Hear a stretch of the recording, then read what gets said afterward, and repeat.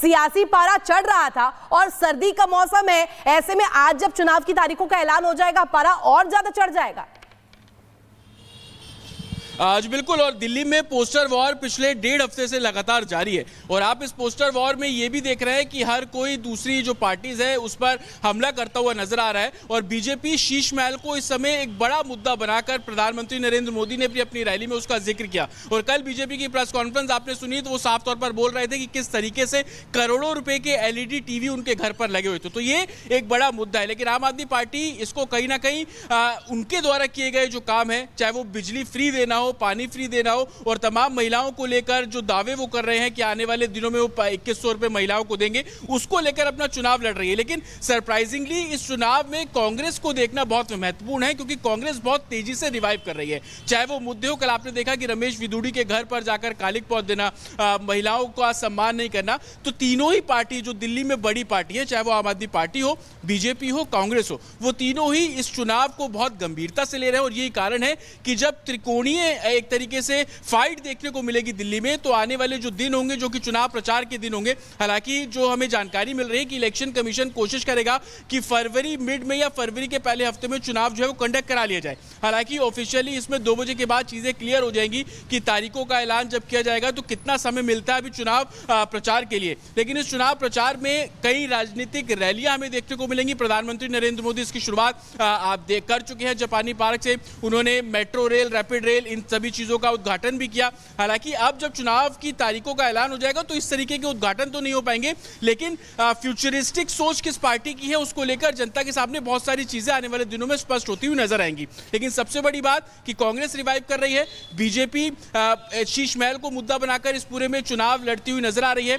Free पानी, free बिजली देने के जो दावे आम आदमी पार्टी के हैं उसको आम आदमी पार्टी बुलाने की कोशिश कर रही है। लेकिन समस्या दिल्ली वासियों के सामने सबसे बड़ी है कि एक तरफ उनको 200 यूनिट तो फ्री मिल रही है, लेकिन जो पानी फ्री आ रहा है वो बहुत गंदा है। इसको कहीं ना कहीं बीजेपी बुलाने की कोशिश पिछले दिनों भी करती नजर आई थी। और आज जब चुनाव तारीखों का ऐलान हो जाएगा उसके बाद से भी बीजेपी इन्हीं मुद्दों को लेकर जनता के बीच पहुंचती हुई नजर आएगी। और कांग्रेस जिस तरीके से शीला दीक्षित के समय का जो काम था, क्योंकि केजरीवाल ये बोलते हैं कि उन्होंने दिल्ली में सड़कें बनवाई, लेकिन कांग्रेस ये कहती है कि शीला दीक्षित के समय में जो सड़कें बनी थी वही काम किया गया है, कोई नई सड़क। फाइट टफ है जतिन, फाइट टफ है बिल्कुल। लड़ाई तो आमने सामने की है। और जो जंगपुरा सीट पर जिन लोगों ने उछाल मारी है, पहले कहीं और थे, पटपड़गंज में थे, फिर कहीं और उछाल मारी, ये पूरी रणनीति का हिस्सा है। लेकिन आपने जो काम की बात यहां पर कही कि कांग्रेस की तैयारी है, आप अपनी तरीके से तैयारी कर रही है, बीजेपी को ज्यादा नंबर चाहिए, लेकिन इस पूरे नंबर गेम में जो 4 सालों का इंतजार, 4 बार का इंतजार है, 4 बारी का इंतजार है, उनकी एंट्री कैसे होगी? क्योंकि मुद्दे जो हैं वो अपनी जगह पर हैं। तारीख का ऐलान आज हो जाएगा, लेकिन है कि हम अपनी जगह बना लें, कुछ तो नंबर आ जाएं, उन पार्टियों का क्या होना है? जी बिल्कुल, देखिए आपने जंगपुरा का जिक्र किया, मनीष सिसोदिया के लिए काफ़ी चैलेंजिंग रहने वाला है वो, इस लिहाज से भी क्योंकि कांग्रेस के जो प्रत्याशी है उनका बहुत होल्ड है निजामुद्दीन और उसके आसपास के इलाकों में। तो जो डर है आम आदमी पार्टी को कि उनके वोट शेयर कट सकते हैं, क्योंकि कांग्रेस बहुत तेजी से रिवाइव कर रही है, कांग्रेस बहुत तेजी से जनता के बीच में जा रही है, और आम आदमी पार्टी का वही वोट बैंक है जो कि कांग्रेस का वोट बैंक है। अगर ये दोनों आपस में स्प्लिट होते हैं तो साफ तौर पर इसका फायदा बीजेपी को देखने को मिलेगा। लेकिन जब आप मुद्दों की करते हैं तो मुद्दे क्या है कि आम आदमी पार्टी जिन वैल्यूज को लेकर चुनाव लड़ रही थी, जिन वैल्यूज को लेकर वो सरकार बनी और जनता का समर्थन मिला, वो वैल्यूज कहीं ना कहीं शीश महल के जरिए टूटते हुए लोगों के सामने नजर आए। ये वही अरविंद केजरीवाल है जो शीला दीक्षित के घर पर 30 एयर कंडीशन को लेकर सवाल खड़े करते थे। लेकिन कल सीएजी की रिपोर्ट सबने देखी, एक सर्वेंट क्वार्टर बनाने में 30 करोड़ का इस्तेमाल कर दिया गया, वो 7 सर्वेंट क्वार्टर बने। तो औसतन एवरेज लगाएंगे तो एक सर्वेंट क्वार्टर बनाने में 3 करोड़ का इस्तेमाल किया गया। क्या आम आदमी का घर 3 करोड़ रुपए का है? लेकिन अरविंद केजरीवाल जो कि मुख्यमंत्री रह चुके हैं, उनके घर में सर्वेंट क्वार्टर जो बने थे, एक सर्वेंट क्वार्टर 3 करोड़ का। तो ये ऐसे मुद्दे हैं जिसको बीजेपी बुलाने की कोशिश कर रही है, और बीजेपी आम आदमी पार्टी को इस लिहाज से भी काउंटर कर रही है कि जो फैसिलिटी देने की बात आप लोग कर रहे हैं, तमाम यहाँ पर मुद्दे हैं, अपनी अपनी मांगे हैं। जतिन, देखना होगा कि जनता किन मांगों के जरिए आगे बढ़ती है, अपना वोट कास्ट करती है। बहुत शुक्रिया आपका तमाम जानकारी।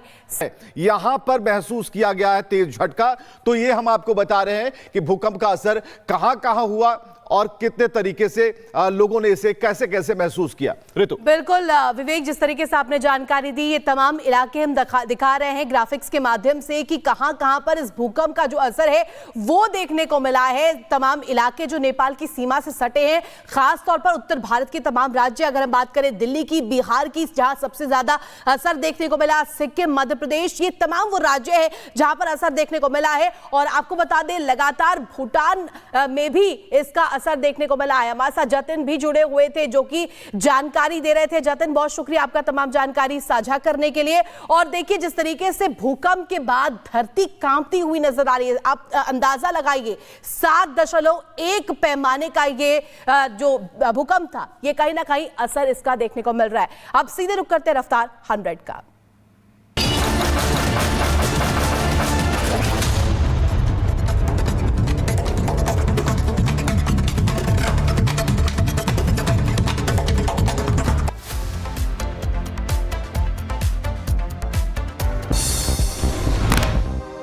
नेपाल में फिर आया भूकंप, भारत, चीन, बांग्लादेश, भूटान तक असर। आपको बता दें 7.1 मापी गई तीव्रता। भूकंप के झटके से दहला नेपाल, धरती हिलने के दौरान का वीडियो आया सामने, सहमे लोग। एनसीआर समेत कई राज्यों में भूकंप से कांपी धरती, भूकंप के तेज झटकों से सहमे लोग। नेपाल बॉर्डर पर रहा भूकंप का केंद्र।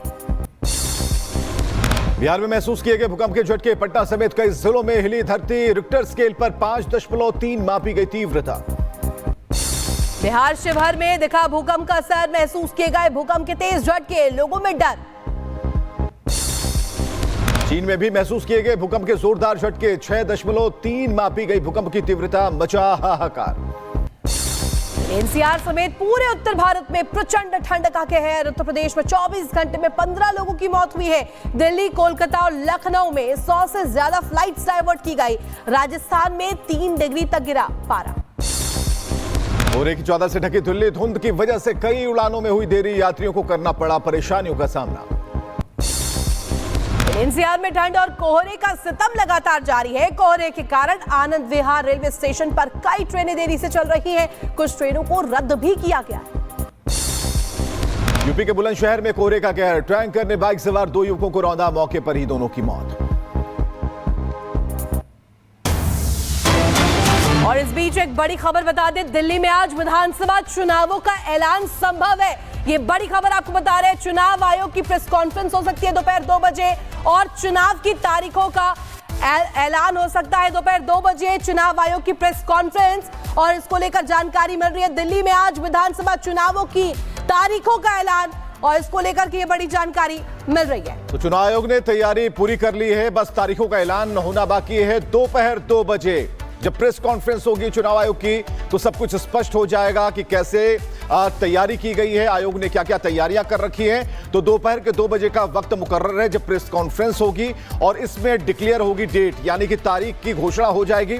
दिल्ली में विधानसभा चुनाव का जो रोड मैप है, आयोग ने कैसे तैयार किया है, कैसे चुनाव कराने हैं, परिणाम की डेट क्या होगी, ये सारी बातें दोपहर के 2 बजे बता दी जाएंगी। तो आज प्रेस कॉन्फ्रेंस है और विधानसभा चुनाव